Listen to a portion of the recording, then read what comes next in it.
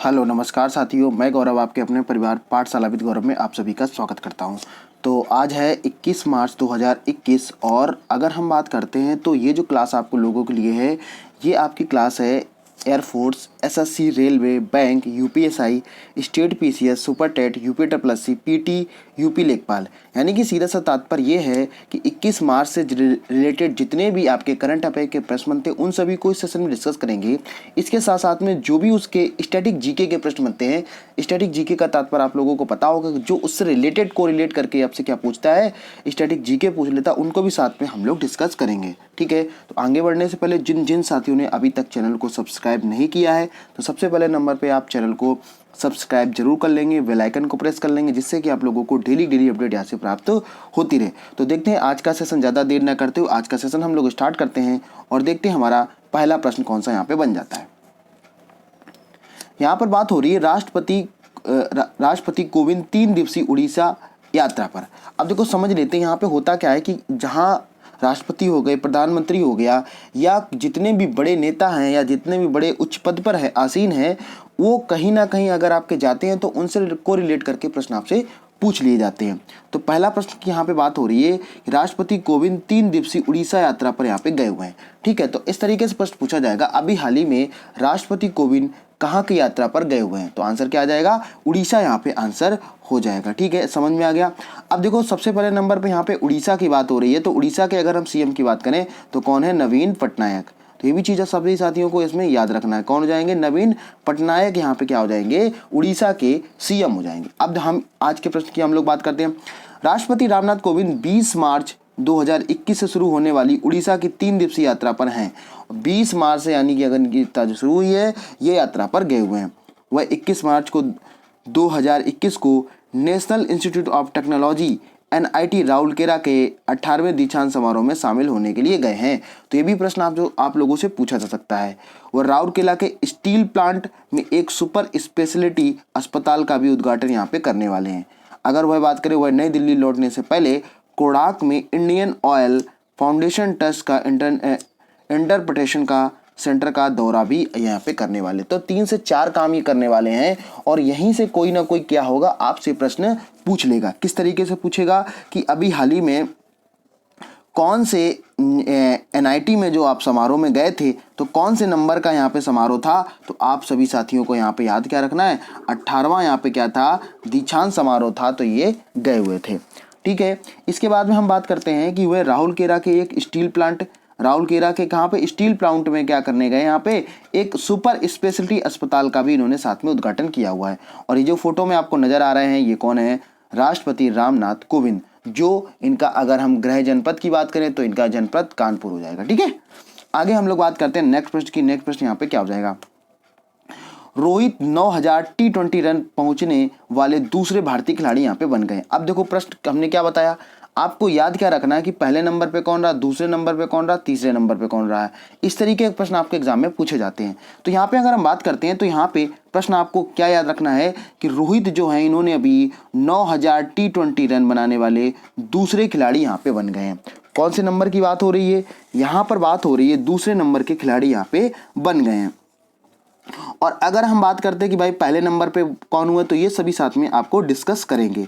यहाँ पे बात हो रही है भारत के सलामी बल्लेबाज रोहित शर्मा जो हैं 18 मार्च 2021 को अहमदाबाद के इंग्लैंड के खिलाफ 5 मैचों की श्रृंखला के T20 के दौरान 9000 T20 रन बनाने वाले दूसरे भारतीय हैं और 9वें खिलाड़ी है।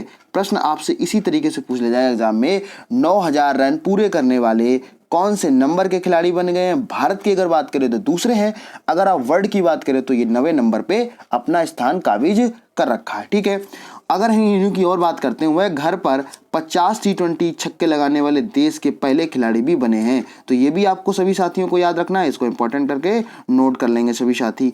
ठीक है, अगर इसकी बात करते हैं विराट कोहली की बात करें, 9650 रन, सबसे छोटे प्रारूप में 9000 से अधिक रन बनाने एकमात्र भारतीय क्रिकेटर हैं। तो अगर हम बात करें, इनका 9000 है और इनका कितना है, 650, 9650। तो दूसरे नंबर पे कौन है, विराट कोहली है। ठीक है, समझ में। पहले नंबर पे विराट कोहली है, दूसरे नंबर पे रोहित शर्मा है। तो ये केवल इंडिया के 2 ही खिलाड़ी हैं जिन्होंने इतने रन बनाए हुए हैं। इसके बाद में अगर वर्ल्ड की बात करें तो राहुल, अगर हम बात करते हैं तो यानी कि यहाँ पे उत्तर क्या हो जाएगा कि रोहित शर्मा जो है ये 9वें नंबर पे यहाँ पे बन गए हैं। मतलब अगर वर्ल्ड की बात करें तो 9वें नंबर पे हो जाएगा, अगर इंडिया की बात करें तो दूसरे नंबर पे हो जाएगा। ठीक है, आगे हम लोग बात करते हैं नेक्स्ट प्रश्न की। नेक्स्ट प्रश्न यहाँ पे क्या हो जाएगा, कैप्टन मनोज पांडे का स्मारक यहाँ पे बात हो रही है। अब देखो समझ लेते हैं भाई, यहाँ पे बात हो रही है कैप्टन मनोज पांडे की बात यहाँ पे हो रही है। इनका अभी हाल ही में क्या स्मारक बनाने की यहाँ पे बात की जा रही है। तो पहले तो समझ लेते हैं अगर स्मारक क्या होता है। स्मारक एक तरीके का स्टेचू होता है, एक तरीके की मूर्ति होती है, उसी को स्मारक बोला जाता है। ताकि उनकी, स्मारक का सीधा सा तात्पर्य है कि उनकी याद के रूप में उनकी मूर्ति को बनाया जाता है, ताकि वहाँ पे जैसे देखा होगा आपने लाल बहादुर शास्त्री हो गया, या हम बात करें कि सरदार वल्लभ भाई पटेल हो गया, इनकी देखा होगा चौराहों पे क्या होता है, मूर्तियां बनी होती हैं। तो मूर्तियों से रिलेटेड क्या होता है, ताकि ये याद रहे कि हाँ भाई हमारे देश के लिए इन्होंने कितने सारे कष्ट सहे और तब आज हमें देश की यहाँ पे क्या हुआ है, देश को आज़ादी यहाँ पे दिला पाई है। ठीक है, समझ में आ गया। तो अब जरा समझ लेते हैं कि कैप्टन मनोज पांडे ने ऐसा क्या किया था, तो इनकी स्मृति यहाँ पे बनाई जा रही है। थल सेना, हम बात करते हैं थल सेना अध्यक्ष जनरल MM नरवणे की ने बताएं उत्तर प्रदेश के सीतापुर जिले में, कहां पर, उत्तर प्रदेश के सीतापुर जिले में अपने पैतृक गांव रूरा में परमवीर चक्र से सम्मानित कैप्टन मनोज पांडे को स्मारक लोगों को यहां पे समर्पित किया है। अब देखो समझ लो यहां पे बात क्या हो रही है, थल सेना जो अध्यक्ष है नरवणे हैं, उत्तर प्रदेश के सीतापुर जिले में अपने पैतृक गांव, उत्तर प्रदेश के सीतापुर जिले में अपने पैतृक गांव रूरा में परमवीर चक्र से सम्मानित कैप्टन मनोज पांडे के स्मारक को लोगों को समर्पित किया है। बात समझ में आ गई। तो कहाँ पे बनाने की बात हो रही, उत्तर प्रदेश। उत्तर प्रदेश के किस जिले में, सीतापुर। जो भी साथी उत्तर प्रदेश से रिलेटेड है, जो UPSI की तैयारी कर रहे हैं, UPSSC की तैयारी कर रहे हैं, या सुपर टेट की तैयारी कर रहे हैं, तो ये प्रश्न आप लोग अच्छे से याद कर लें, क्योंकि यहाँ से प्रश्न पूछा जाएगा। ठीक है, तो अगर आपसे और बात करते हैं, कैप्टन पांडे जो हैं 1999 की बात हो रही है। कैप्टन पांडे जो थे 1999 में कारगिल युद्ध में अपना जीवन त्याग दिया था इन्होंने। ठीक है, स्मारक का निर्माण सूर्या कमांड के तत्वाधान में यहाँ पे किया जाएगा। तो आपसे 3 से 4 प्रश्न इस प्रश्न में पूछे जा सकते हैं, वो मैंने आपके सभी साथियों में डिस्कस कर दिए हैं। और अगर इनकी हम बात करें तो ये कौन है, मनोज पांडे है। ठीक है, आगे हम लोग बात करते हैं नेक्स्ट प्रश्न की। यहाँ पे नेक्स्ट प्रश्न है, हरियाणा ने 11वीं हॉकी महिला राष्ट्रीय चैंपियनशिप जीत ली है। अब जरा हम लोग इसकी बात कर ले, यहाँ पे बात किसकी हो रही, हरियाणा की बात हो रही है। तो हरियाणा की यहाँ पे बात हो रही है, हरियाणा ने 11वीं हॉकी महिला राष्ट्रीय चैंपियनशिप यहाँ पे जीत ली है। कौन से नंबर की जीती है, 11वीं। तो आपसे प्रश्न पूछा जा सकता है कि अभी हाल ही में 11वीं महिला राष्ट्रीय चैंपियनशिप जीती है, तो किसने जीती है, तो आंसर क्या हो जाएगा, हरियाणा। यहाँ पे आंसर बिल्कुल राइट आंसर हो जाएगा। ठीक है, अब इसके बाद में हम लोग उसको डिटेल से समझ लेते हैं। 18 मार्च 2021 को फाइनल में 0-0 से समाप्त होने के बाद 11वीं, अगर यहाँ पे बात करते हैं, किसकी बात करते हैं, यहाँ पे 11वीं की बात करें, हॉकी इंडिया सब जूनियर महिला नेशनल चैंपियनशिप के बारे में अगर बात करते हैं, 2021 खिताब जीतने के लिए हरियाणा ने झारखंड को 4-3 से हरा दिया। अगर आपसे पूछ लेता हरियाणा ने कितने से हराया, तो 4-3 से यहाँ पे हरा दिया। ये भी सभी साथियों को यहाँ पे याद रखना है। आगे समझ लेते हैं, 2 उच्च स्कोरिंग पिचों के बीच एक करीबी मुकाबले में पहले हाफ की समाप्ति में गोल रहित हुआ। मतलब क्या हुआ, एक भी गोल यहाँ पे, पहले जब हाफ होता है तो वहाँ पे कोई भी गोल इन्होंने नहीं कर पाया। इससे पहले उसी दिन हॉकी उड़ीसा को 3-1 से हराकर यूपी हॉकी चैंपियनशिप तीसरे स्थान पर रही है। तो अगर आपसे पूछ लेता है, हरियाणा ने जीत लिया है, लेकिन अगर यूपी की बात करें तो ये तीसरे स्थान पर रही हुई है। ठीक है, आई थिंक मुझे उम्मीद है कि चीज़ें आप लोगों को समझ में आ गई होंगी। भाई अगर पहले नंबर की बात करें हरियाणा हो जाएगा, अगर दूसरे नंबर की बात करें तो झारखंड हो जाएगा, तीसरे नंबर की अगर बात करें तो यूपी हो जाएगा। ठीक है ना। और ये देखो जीतने की बात की एक यहाँ पे क्या अच्छी सी तस्वीर नज़र आप लोगों को आ रही हो। तो आप लोग इसी तरीके से अपने टारगेट को चेस करने के लिए पूरी ताकत झोंक दी, जितनी आपके पास में ताकत है। और बस केवल आपको एक दिन आपको हमेशा चेहरे पे स्माइल तो आपको बना के रखनी। इसके साथ साथ में क्या है, जब आपको वो मंजिल जब मिल जाएगी ना, तब आप लोगों को लगेगा कि हाँ ये दर्द जितने भी होते हैं ये सब आपको बहुत हल्के दर्द लगने लगेंगे। ठीक है ना। तो अपनी मंजिल को टारगेट करने के लिए अपने पढ़िए, डेली रिवीजन करिए। जो भी साथी लाइव क्लास को देख रहे हैं, एक छोटा सा काम होता है, आप लोग शेयर भी करिए थोड़ा सा, ठीक है ना। जो भी साथी लाइव क्लास को देखते हैं वो पहले नंबर पे आप लोग जो भी क्लास से शुरुआत हुआ करे तो आप लोग उसको शेयर कर दीजिए अपने जो भी व्हाट्सएप ग्रुप है, अपने जो भी दोस्त हैं उनको बता दीजिएगा कि यहाँ पे क्लास शुरुआत हो चुकी है। ठीक है, समझ में आ गया यहाँ तक सभी साथियों को। इसके बाद हम लोग नेक्स्ट प्रश्न की बात करते हैं। यहाँ पे नेक्स्ट प्रश्न यहाँ पे है 373 किसान रेल सेवाएं 43 मार्गों पर संचालित हुई हैं। अब देखो समझ लो, यहाँ पे ये प्रश्न बहुत इंपॉर्टेंट है, सभी साथी इसको इंपॉर्टेंट करके इसको नोट कर लेंगे। क्यों, अभी हम बताते हैं आपको। देखो यहाँ पे क्या है, 373 किसान रेल सेवाएं यहाँ पे चल रही हैं और कितने मार्गों पर चल रही है, तो ये 43 मार्गों पर ये चल रही है। अब देखो यहाँ से क्या होगा, किस तरीके से प्रश्न आपसे पूछा सकता है। ये अभी ये जो स्टेट पीसीएस हुआ था, उत्तर प्रदेश का पीसीएस हुआ था, तो केवल ये पूछ लिया था कौन सी ट्रेन किसान रेल सेवा यहाँ पे चल रही है, इतना पूछा था। लेकिन आपको क्या करना है, आपको इतना याद रखना है कि अभी हाल ही में कितनी रेल सेवाएं चल रही हैं, कितनी किसान रेल सेवाएं चल रही हैं, तो वो 373 आपको याद रखना है। किसान से संबंधित जो ट्रेन चल रही हैं वो कितनी है, 373। अगर पूछा जाता है कि कितने मार्गों पर चल रही है, तो ये 43 मार्गों पर चल रही है। ठीक है, समझ में आ गया। इसके साथ साथ में अगर हम इसकी बात करते हैं, सरकार ने सूचित किया कि लगभग 373 किसान रेल सेवाओं ने 43 मार्गों पर काम किया है, जिससे 1,20,000 टन से अधिक वस्तुओं का परिवहन यहाँ पे किया गया है। यह खराब होने वाली वस्तुओं की एक निर्बाध आपूर्ति श्रृंखला प्रदान करता है। अधिकांश सेवाएं देवलाली, सांगाली, नागरसोल, ढाड़ू रोड और धोराजी, महुआ जैसे छोटे स्थानों से उत्पन्न हुई है, जो कृषि क्षेत्रों के भीतर यहाँ पे हुई है। अब देखो ये किसान, जैसे आपको फोटो में नजर आ रहा होगा कि जैसे यहाँ पे जो भी किसान का यहाँ पे अनाज होता है उसको जल्दी से पहुँचाने के लिए क्या है, आपके रेलवे द्वारा कुछ ट्रेनें चलाई जा रही हैं। ठीक है ना, ताकि क्या हो सके, समय से उन चीज़ों को पहुंच सके, पहुंचने के बाद में उनका जो भी सही प्राइस है वो मिल सके। ठीक है भाई, अगर सही प्राइस नहीं मिलेगा तो फिर किसान को फायदा क्या होगा, समझ में आ गया। इस सभी चीज़ों को देखते हुए किसान रेल सेवाएं चलाई जा रही हैं। तो अगर पूछ लेता कि कितनी ट्रेनें चल रही हैं तो 373 हो जाएगा। अगर आपसे पूछ लेता कितने मार्गों पर चल रही है तो 43 आंसर हो जाएगा। ठीक है, आगे हम लोग नेक्स्ट प्रश्न की बात करते हैं। नेक्स्ट प्रश्न यहाँ पे है, भारत के दूतावास सियोल ने एक कार्यक्रम शुरू किया हुआ है। क्या किया है, भारत के दूतावास ने सियोल ने एक कार्यक्रम शुरू किया है। तो समझ लेते हैं, भारत के जो दूतावास हैं सियोल ने एक कार्यक्रम को क्या किया, यहाँ पे शुरुआत की हुई है। समझते हैं जरा ये प्रश्न का उत्तर क्या हो जाएगा। 19 मार्च 2021 को भारत के दूतावास सियोल ने फेस्टिवल ऑफ इंडिपेंडेंस इंडिया @75 सप्ताह का जश्न लॉन्च किया है यहाँ पे। अगर इसकी बात करते भारत सरकार के संस्कृति और पर्यटन मंत्री Prahlad Singh Patel guest of honour थे। यहाँ के कार्यक्रम के दौरान भारत के कलाकारों द्वारा नृत्य और संगीत की प्रस्तुति की गई। भारत ने अपना स्वतंत्रता दिवस कोरिया गणराज्य के लोगों के साथ साझा किया।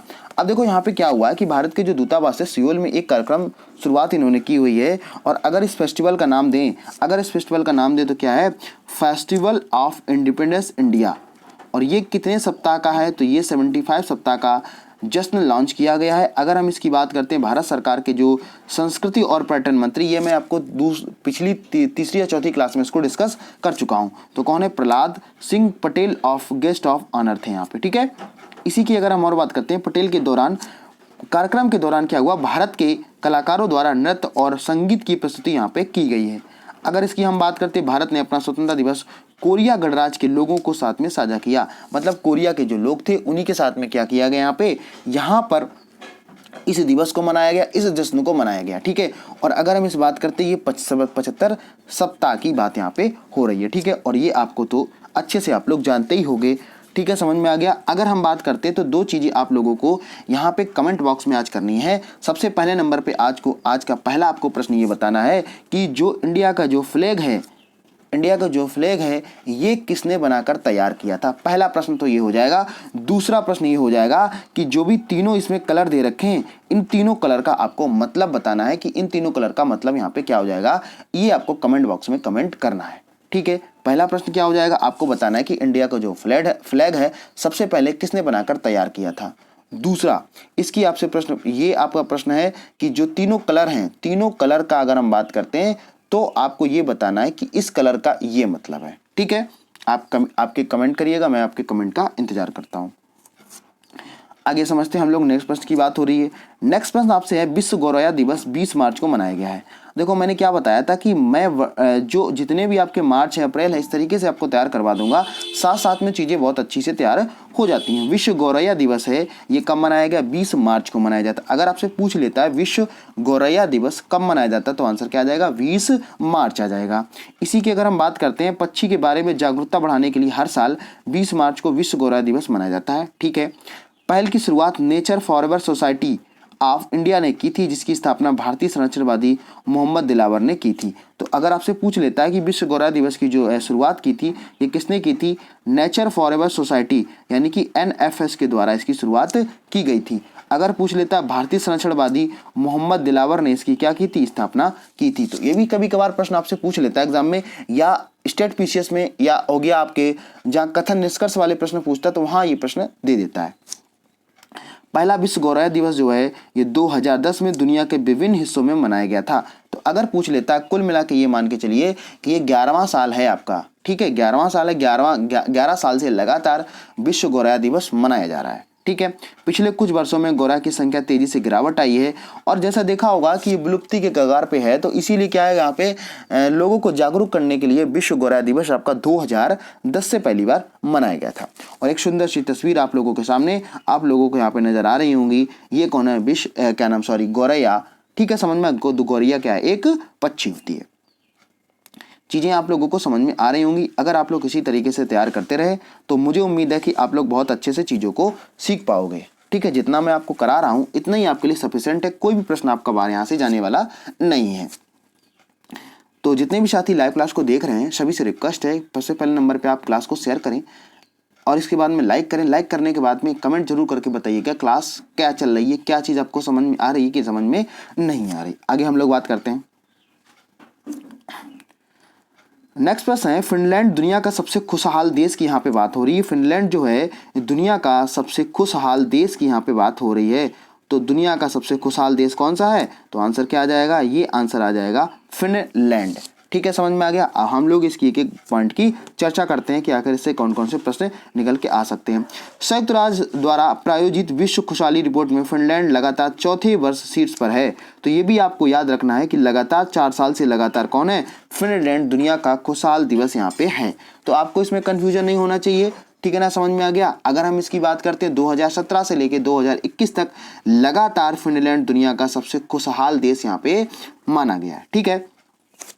इसी की अगर बात करते हैं डेनमार्क दूसरे स्थान पर। अगर दूसरे स्थान की पूछ लेता है, इसके बाद स्विट्जरलैंड, आइसलैंड और नीदरलैंड इसके बाद में हो जाएगा, यानी कि तीसरे और चौथे नंबर की बात यहाँ पे हो रही है। शीर्ष 10 में न्यूजीलैंड एकमात्र यूरोपीय राष्ट्र है। अगर शीर्ष 10 की बात करें तो ये भी साथ में याद रखना है। रिपोर्ट के पीछे शोधकर्ताओं ने गैलेप डेटा का इस्तेमाल करते हुए 149 देशों के लोगों को अपनी खुशी बताने के लिए कहा है। अब आप लोगों को समझ में आ रहा होगा कि भाई आपने फिनलैंड की तो बात कर ली, दूसरे नंबर की बात कर ली, तीसरे नंबर की बात कर ली, चौथे नंबर की बात कर ली है, तो हमारे इंडिया की बात क्यों नहीं की? तो मैं सभी साथियों को यहाँ पे बता देना चाहता हूँ, इंडिया की जो स्थिति है वो बहुत ही खराब है। 149 देश हैं, 149 देशों में इंडिया की जो स्थिति है वो 139 है। तो सभी साथी इसको अलग से क्या कर लेंगे? नोट कर लेंगे। यानी कि भारत की अगर आपसे पूछा जाए कि हैप्पीनेस इंडेक्स है उसमें इंडिया की स्थिति क्या है, तो 139 हो जाएगा। तो ये भी सभी साथियों को यहाँ पे याद रखना है। ठीक है, आई थिंक मुझे उम्मीद है चीज़ें आप लोगों को समझ में आ गई। इसको इंग्लिश में हैप्पीनेस इंडेक्स भी बोलते हैं। ठीक है, खुशहाल देश के बारे की हम बात करें तो फिनलैंड हो जाएगा, दूसरे नंबर की बात करें तो आपका डेनमार्क हो जाएगा, तीसरे नंबर पर स्विट्जरलैंड हो जाएगा, चौथे नंबर पर आपका नीदरलैंड यहाँ पे हो जाएगा। ठीक है, और अगर हम इंडिया की बात करें तो 139 देश में 139 नंबर पर इंडिया का नाम यहाँ पे है। ठीक है, आगे हम लोग बात कर लेते हैं नेक्स्ट प्रश्न की। नेक्स्ट प्रश्न की बात हो रही है क्वाड लीडर की पहली वर्चुअल समिट 2021 यहाँ पे आयोजित हुई है। किसकी हुई है? क्वाड। आप जरा समझ लेते हैं। Quadrilateral framework quad leader summit 2021 आयोजित की गई। पीएम नरेंद्र मोदी, अमेरिकी राष्ट्रपति जोसेफ बाइडेन, ऑस्ट्रेलियाई प्रधानमंत्री स्कॉट मॉरिसन और जापानी प्रधानमंत्री योशिहिदे सुगा ने पहली बार virtual quadrilateral framework Quad summit 2021 को सम्मानित यहाँ पे कर दिया है। यह पहली बार जब हिंद प्रशांत ग्रुप के नेता बैठकर बात करते हैं। बैठक कोविड-19 टीका, तकनीकों, सहयोग, जलवायु परिवर्तन और प्रशांत क्षेत्र में सहित LAC लद्दाख बीजिंग के हालिया कदमों पर केंद्रित किया था। अब जरा समझ लें इसका मोटा मोटा यहाँ पे प्रश्न आपसे क्या पूछा सकता है। पहली वर्चुअल समिट 2021 की कहाँ पर सबमिट की गई है, तो यहाँ पे किसके द्वारा की गई है, क्वाड्स लीड्स के द्वारा। अब जरा समझ लेते हैं ये क्वाड्स लीड क्या होते हैं। क्वाड लीड्स के एक तरीके से ऐसे होते हैं, जो भी देश जो होते हैं उन देश के जो प्रधानमंत्री होते हैं, प्रधानमंत्री हो गए, या अगर जहाँ प्रधानमंत्री नहीं होगा वहाँ राष्ट्रपति होगा, तो इन सभी को लोग क्या यहाँ पे चर्चा की जाती है कि हमारे देश में किस तरीके से डेवलपमेंट होना है, किन किन किन चीज़ों से उन लोगों को लागू करना है, इन सभी बात पे यहाँ पे चर्चा हुई है। तो इसका क्या हो जाएगा, क्वाड्रिलेटरल फ्रेमवर्क यहाँ पे है, इसके द्वारा क्या हुई है, एक लीड सबमिट यहाँ पे की गई है। लीडर्स का मतलब आप लोग समझ रहे होगे ना, लीडर्स का मतलब नेता होता है, क्वाड्स, ठीक है। तो समझ में आ गया सभी साथियों को यहाँ पे। तो याद क्या रखना कौन कौन लोग शामिल थे, जरा मैं आप लोगों को फिर से बता देता हूँ। पीएम नरेंद्र मोदी यहाँ पे शामिल हुए थे, अमेरिकी राष्ट्रपति जोसेफ बाइडेन हुए थे, ऑस्ट्रेलियाई प्रधानमंत्री यहाँ पे बात करें स्कॉट मॉरिसन हुए थे, और जापानी प्रधानमंत्री योशिहिदे सुगा यहाँ पे हुए थे। पहली वर्चुअल, और ये पहली है इसलिए बहुत इंपॉर्टेंट बन जाती है, ये भी सभी साथियों को यहाँ पे याद रखना। अब देखो यहाँ पे जैसे दे रखा है क्या क्या बात हुई, कोविड-19 टीकों की बात हुई, तकनीकी सहयोग, टेक्नोलॉजी में आपको किस तरीके से सहयोग करना चाहिए, जलवायु परिवर्तन जो भी का एनवायरनमेंट है उसके बारे में चर्चा हुई, और लद्दाख में बीजिंग के हालिया कदमों पर केंद्रित यहाँ पे चीज़ें हुई हैं, ठीक है। और ये इन लोगों की सभी की फोटो आप लोगों को नजर आ रही है, ताकि आप लोगों को चीज़ें बहुत अच्छी यहाँ पे समझ में आ जाएँ, ठीक है। इनको तो आप लोग जानते हो, प्रधानमंत्री नरेंद्र मोदी हैं। अगर इनकी बात करें तो ये कौन है, जो बाइडेन, जो राष्ट्रपति हैं, कहाँ के, अमेरिका के राष्ट्रपति हैं, ठीक है। समझ में आ गया। आगे हम लोग नेक्स्ट प्रश्न की बात करते हैं। नेक्स्ट प्रश्न की यहाँ पे बात हो रही है। नेक्स्ट प्रश्न आप लोगों को याद रखना है, आईपीएल 2021 के लिए आधिकारिक भागीदार होगा अप स्टॉक्स।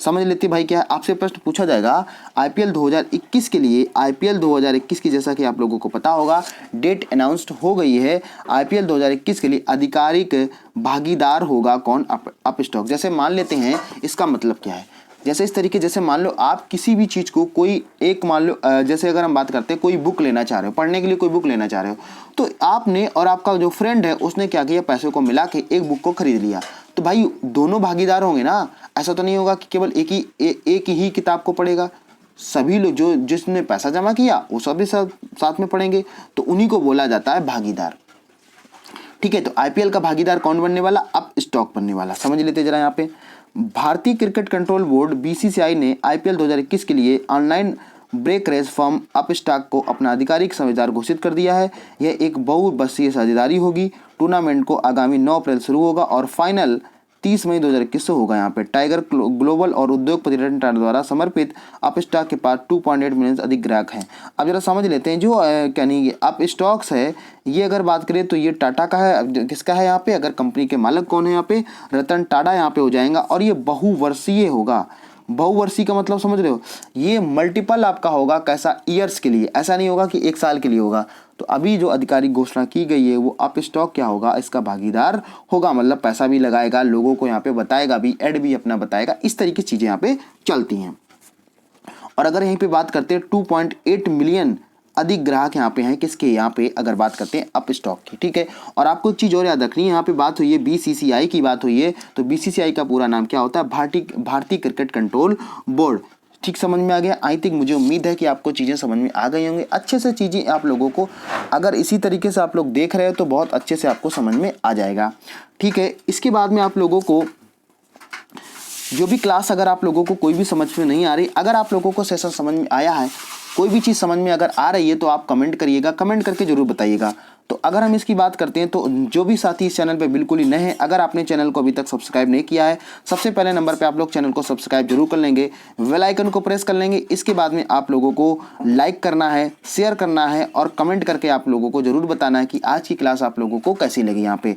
और इसके साथ साथ आप हमें फेसबुक पे, इंस्टाग्राम पे और हमें ट्विटर पे फॉलो कर सकते हैं, जिससे कि आप लोग वहाँ भी आप लोगों की कई सारी जो जानकारियाँ हैं वहाँ पे आपको प्रोवाइड कराई जाती हैं, ठीक है। समझ में आ गया। तो जितने भी नए साथी हैं, जो भी साथी जितने भी नए हैं, वो सभी साथी क्या करेंगे, क्लास को क्या कर सकते हैं, शेयर कर सकते हैं, अपने दोस्तों के साथ शेयर कर सकते हैं, अपने लोगों को बता सकते हैं कि क्लास आपकी किस तरीके से यहाँ पे हो रही है और क्या यहाँ पे इम्प्रूव होने की ज़रूरत है, ठीक है। समझ में आ गया। अगर चीज़ें आप लोगों को समझ में आती हैं तो आप लोग कमेंट करके जरूर बताइएगा कि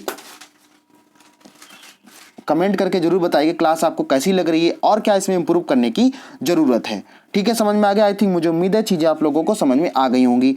और जो भी साथी यहाँ पे क्लास में देखते हैं उनको आप लोग साथ में लाइव क्लास तो देखते हैं, लेकिन कमेंट करके साथ में मैं अगर कोई प्रश्न पूछ रहा हूं तो आप लोग उन चीज़ों को भी साथ में बताया करिए, जिससे क्या होता है कि ये पता चले कि इतने साथी लोग जो हैं वो लाइव क्लास को देखते हुए एक्टिव भी हैं। ऐसा नहीं कि चला के आपने रख लिया है और आप घर में एंजॉय कर रहे हैं। इस तरीके से क्लासें नहीं चलती हैं। आपने जो भी नोट्स बनाया है उसमें आपको प्रॉपर तरीके से क्या करना है, आपको क्लास को लिखना है। डेली की डेली आपको डेट डाल के डेली की डेली चीज़ें आप लोगों को लिखनी है, ठीक है। अगर आप इसी तरीके की चीज़ों करते रहे तो आप लोगों को खुद से 1 महीने में आपको इंप्रूव ये हो जाएगा, आपका स्टैटिक जीके भी तैयार हो जाएगा और आपके जो भी करंट अफेयर वो तो आपको पता ही नहीं चलेगा कब आपका तैयार हो गया, ठीक है। आप सभी साथियों को यहाँ पे समझ में आ गया होगा। तो ठीक है, फिर मिलते हैं किसी नेक्स्ट वीडियो में नेक्स्ट अपडेट के साथ में। तब तक के लिए आप लोग खुश रहिए, पढ़ते रहिए। जय हिंद।